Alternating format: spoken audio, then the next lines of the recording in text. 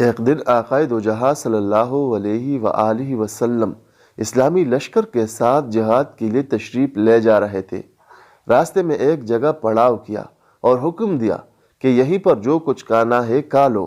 جب کھانا کھانے لگے تو صحابہ کرام رضی اللہ عنہم نے عرض کی، یا رسول اللہ صلی اللہ علیہ وآلہ وسلم، روٹی کے ساتھ سالن نہیں ہے۔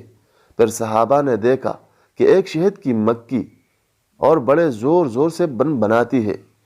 عرض کیا، یا رسول اللہ صلی اللہ علیہ وآلہ وسلم، یہ مکھی کیوں شور مچاتی ہے؟ فرمایا، یہ کہہ رہی ہے کہ مکھیاں بے قرار ہے، اس وجہ سے کہ صحابہ کرام کے پاس سالن نہیں ہے، حالانکہ یہاں قریب ہی غار میں ہم نے شہد کا چتا لگایا ہوا ہے، وہ کون لائے؟ کیونکہ ہم تو اسے لا نہیں سکتے۔ پھر فرمایا، پیارے علی رضی اللہ تعالی عنہ، اس مکھی کے پیچھے پیچھے جاؤ اور شہد لے آؤ۔ چنانچہ حضرت علی رضی اللہ عنہ ایک چوبی پیالہ پکڑ کر اس کے پیچھے ہو لیے۔ وہ مکھی آگے آگے اس غار میں پہنچ گئی اور آپ نے وہاں جا کر شہد صاف مصفا نچوڑ لیا اور دربار رسالت صلی اللہ علیہ وآلہ وسلم میں حاضر ہو گئے۔ سرکار دو عالم صلی اللہ علیہ وآلہ وسلم نے وہ شہد تقسیم فرما دیا۔ جب صحابہ کرام کھانا کھانے لگے تو مکھی پھر آ گئی اور بنانا شروع کر دیا۔